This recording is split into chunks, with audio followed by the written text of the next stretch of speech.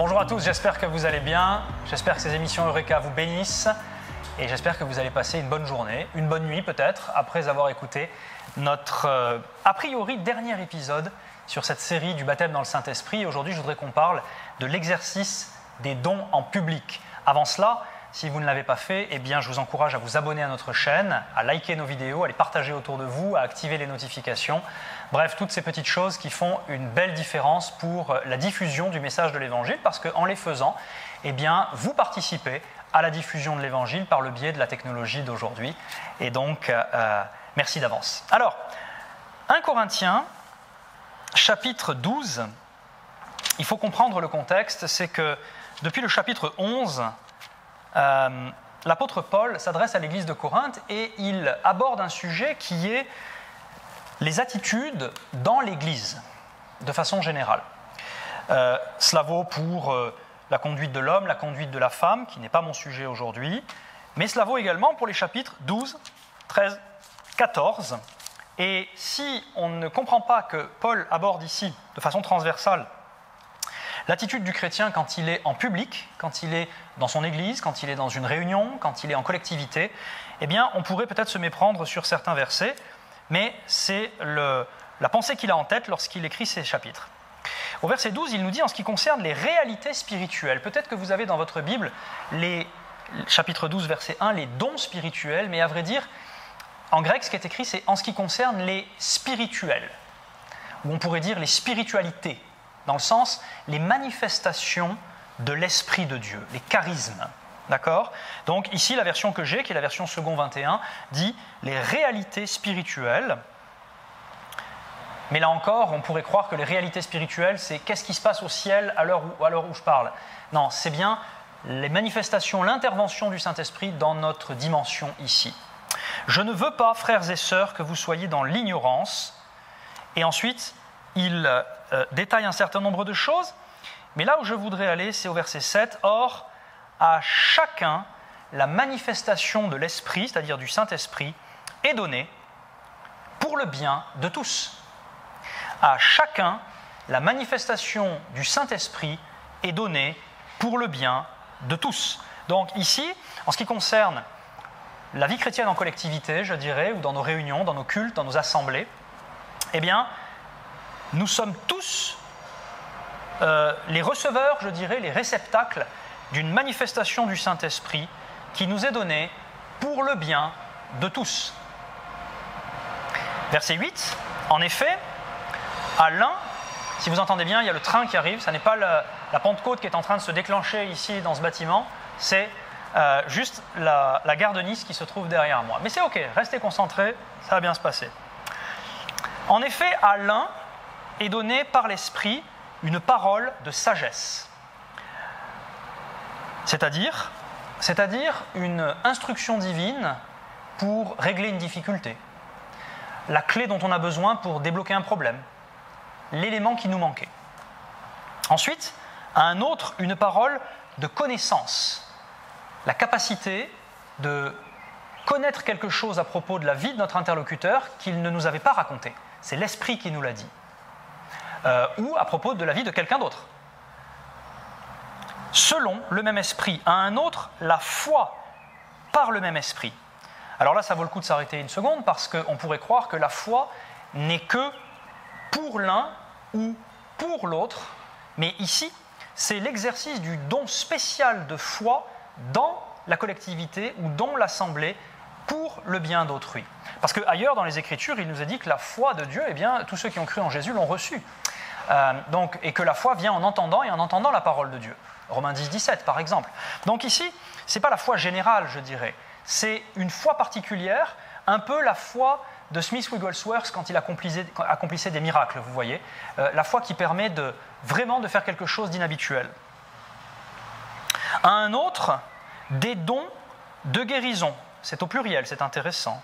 Or, il nous est dit, Marc 16, 15, « Voici les signes qui accompagneront ceux qui auront cru en mon nom, ils imposeront les mains aux malades, les malades seront guéris. » Donc ici, il y a une particularité, un don qui vient sur l'un pour une guérison particulière, ou pour des guérisons particulières, pour le bien de tous, c'est-à-dire lorsqu'il est en public. Par le même esprit, Donc c'est le Saint-Esprit qui est derrière tout ça. À un autre, la possibilité de faire des miracles. À un autre, la prophétie. À un autre, le discernement des esprits. À un autre, diverses langues. Ah, c'est intéressant. Et c'est ce dont on va parler tout à l'heure. À un autre, l'interprétation des langues. Donc il y a celui qui parle en langue et il y a celui qui interprète.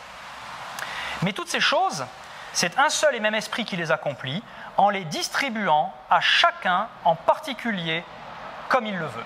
Donc en ce qui concerne le parler en langue ici, eh bien, nous avons vu dans l'épisode précédent que Timothée, Jude ont été encouragés ou nous encouragent à prier par le Saint-Esprit, que Paul lui-même dit, et vous le lirez dans les chapitres 12, 13, 14 de 1 Corinthiens, « Je remercie Dieu de ce que je parle en langue plus que vous tous. » Mais ce n'est pas dans l'assemblée locale, c'est dans sa vie privée. Ici, en revanche, il est dit que quand nous sommes rassemblés, un membre de l'assemblée va peut-être avoir un message inspiré à délivrer à son interlocuteur, à ses interlocuteurs, en langue. Mais le même esprit, eh bien, nous donne d'interpréter ensuite ce message. Je vous invite à lire toute l'allégorie du corps. Nous sommes un seul corps, bien que nous ayons des dons différents, nous sommes différents, etc., etc. Et ensuite, il nous est dit, Dieu a établi, verset 28, dans l'Église, premièrement des apôtres, deuxièmement des prophètes, troisièmement des enseignants, ensuite viennent les miracles, puis les dons de guérison, les attitudes à secourir, à diriger, à parler diverses langues. Est-ce que tous sont-ils apôtres? Tous sont-ils prophètes? Tous sont-ils enseignants? Tous font-ils des miracles? Tous ont-ils des dons de guérison? Tous parlent-ils en langue? Certaines versions disent, bien sûr que non. Et moi je dis, tous devraient parler en langue, d'après la Pentecôte, mais pas forcément en public. Parce qu'en public, on reçoit à un moment donné cette impulsion du Saint-Esprit. Aujourd'hui, tu as un message en d'autres langues pour l'assemblée dans laquelle tu te trouves. Tous interprètent-ils? Non, pas nécessairement. Mais quelqu'un doit se lever pour dire « J'ai l'interprétation, mon frère, ma sœur, de ce qui vient d'être dit. » Aspirez aux dons les meilleurs. Je vais encore vous montrer la voie par excellence. Un autre point qui est important qu'il aborde ici, dans 1 Corinthiens 13, on connaît bien ce chapitre puisqu'on l'appelle le chapitre de l'amour. C'est un descriptif de certaines caractéristiques de l'amour de Dieu. Mais ce qui est intéressant ici, c'est que ce que Paul avait en tête en écrivant ce chapitre, c'est que l'exercice des dons spirituels en public doit être imprégné et motivé par l'amour de Dieu. Quand il écrit 1 Corinthiens 13, il est en train de dire, je vous montre d'ailleurs, il le dit, la voie par excellence. La voie à quoi? La voie aux manifestations du Saint-Esprit en public. Si nous sommes motivés, quand nous allons à un culte le dimanche matin, par l'amour que nous pouvons porter aux autres, eh bien, le Saint-Esprit va alors pouvoir nous utiliser comme des instruments de choix pour donner une parole de sagesse, une parole de connaissance, une parole en langue, avec l'interprétation derrière, pour, qu'est-ce qu'il nous est dit? Le bien de tous. Donc, bien sûr qu'un Corinthiens 13, c'est l'amour à l'égard de son patron, à l'égard de son conjoint, à l'égard de soi-même, à l'égard des gens qui nous sont peut-être moins agréables, mais la raison principale pour laquelle il a été écrit, ce chapitre, c'est pour l'exercice des dons, c'est relié à l'exercice des dons en public et dans l'Église et dans l'Assemblée. Ensuite, il nous est dit donc, au chapitre 14, recherchez l'amour. C'est la conclusion du chapitre 13. Aspirez aussi aux dons spirituels, mais surtout à la prophétie. Verset 2. En effet, celui qui parle en langue ne parle pas aux hommes, mais à Dieu, car personne ne le comprend, et c'est en esprit qu'il dit des paroles mystérieuses. Celui qui prophétise, au contraire, parle aux hommes, les édifie, les encourage, les réconforte. Celui qui parle en langue s'édifie lui-même, alors que celui qui prophétise édifie l'Église. Si vous ne comprenez pas le distinguo entre les moments où Paul parle de la vie privée et les moments où Paul parle de la vie publique, alors vous mélangez les pinceaux en ce qui concerne ces versets. Mais quand vous avez cette clé d'interprétation, on comprend. Il nous dit ici que nous sommes dans l'assemblée, non pas pour dire des mystères à Dieu que personne ne va comprendre, ce qui ne serait profitable à personne, mais à soi-même. Celui qui parle en langue s'édifie lui-même. C'est ce que Jude dit également dans son épître. Alors que celui qui prophétise édifie l'Église. Quand je parle en langue, donc, je m'édifie moi-même, mon intelligence est stérile, je dit des paroles mystérieuses en esprit à Dieu, alors que quand je prophétise, eh bien, je parle aux hommes, je les édifie, je les encourage, je les réconforte. Verset 5, « Je désire, nous dit Paul, que vous parliez tous en langue, mais encore plus que vous prophétisiez. » Celui qui prophétise est plus important que celui qui parle en langue. Ça ne veut pas dire que vous avez plus ou moins de valeur, mais ça veut dire que dans la bienséance, dans l'ordre qui doit régner dans l'Église locale concernant l'exercice des dons spirituels, eh bien, il est important que ça soit au bénéfice des auditeurs. Or, si je parle en langue, c'est du charabia pour l'auditeur qui n'a pas l'interprétation, et ça ne lui est d'aucun profit. Alors que si je prophétise, alors je suis plus important, c'est-à-dire je suis prioritaire, si on peut dire, sur celui qui parle en langue, à moins que ce dernier, celui qui parle en langue, n'interprète pour que l'Église reçoive une édification. Et maintenant, frères et sœurs, en quoi vous serais-je utile si je venais chez vous en parlant en langue, au lieu de vous apporter une parole de révélation, de connaissance, de prophétie ou d'enseignement? Sous-entendu, à rien. Mon charabia ne vous servirait à rien.